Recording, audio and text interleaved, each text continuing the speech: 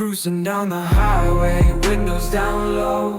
Sunset paints the sky in a fiery glow. Mountains rise up, touching clouds above. Valleys below, filled with whispers of love. On this road, every seed took the light.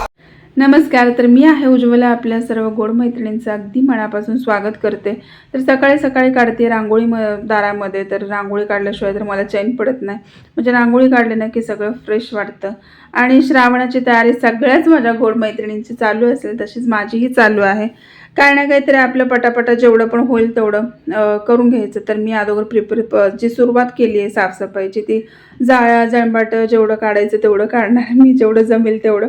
कारण की तसं तर काही जास्त होत नाही, पण तरी आपलं हात मारून घेतला की जरा बरं पडतं.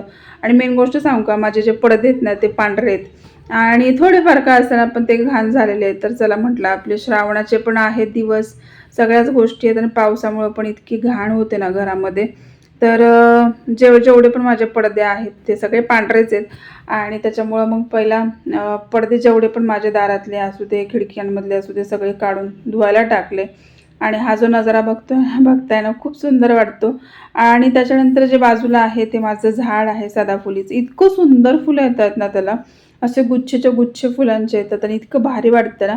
देवाला घालायचे, कारण मला माहीत नाही, त्याच्यामुळे मी देवाला तर काय लावत नाही. आणि हे जे आहे ना ते गोकर्णाचं फुल इतकं सुंदर वाटतंय ना, मस्त वाटतं, बघायला पण छान वाटतं. त्याचं लुक जो आहे तो छान वाटतो.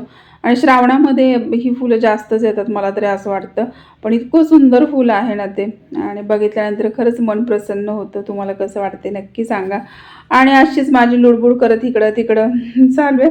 आणि हा जो फॅनचं ते हे बघताय ना, वायफर वगैरे, तर ते काय झालं, कधीपासून मी तो फॅन झाडायचा म्हणत ते म्हणजे त्याला काय होत होतं काय माहिती, ते सारखंच गोल फिरत होतं.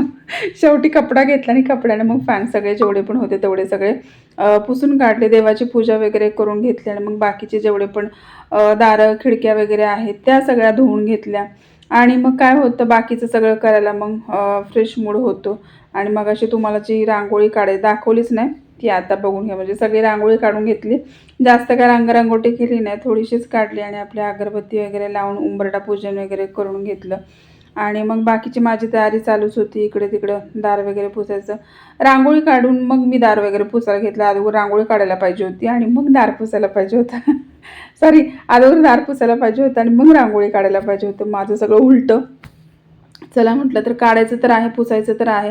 आणि तुम्हाला सांगू का, टी व्हीच्या पाठीमागं मी 1 वर्ष झालं मी टी व्हीच्या पाठीमागं अजून गेले पण नाही आणि काय आहे कसं आहे ते बघितलं पण नाही. पण आता काय झालं बघावं म्हटलं सगळं जरा काढून, तर इतकी जी धूळ होती ना टी व्हीच्या पाठीमागं, खूप धूळ होती. आणि आपण म्हणतो ना की काय नाही घरामध्ये, असं वाटतं आपल्याला की धूळ वगैरे म्हणजे काय नसणार, पण धूळ असते आपल्या घरामध्ये, पाटे जळमाटं असतात, खूप सारं काय असतं. जेव्हा आपण सगळं एकदम नीट क्लिनिंग करतो ना, तेव्हा या सगळ्या गोष्टी कळून येतात आपल्याला, तोपर्यंत तर नाही. सो ही सगळी माझी थोडी थोडी तयारी चालू आहे. आणि तुम्हाला आजचा ब्लॉग कसा वाटला, खरंच चांगला वाटत असेल तर व्हिडिओला एक लाईक करा, सबस्क्राईब करा. असेच नवनवीन व्हिडिओ मी येत जाईन जसं मला जमेल तसं. आणि खरंच तुमच्या सपोर्टची खूप जरूरत आहे. तर एकदा लाईक, सबस्क्राईब आणि चॅनलला शेअर करा. चला, बाय.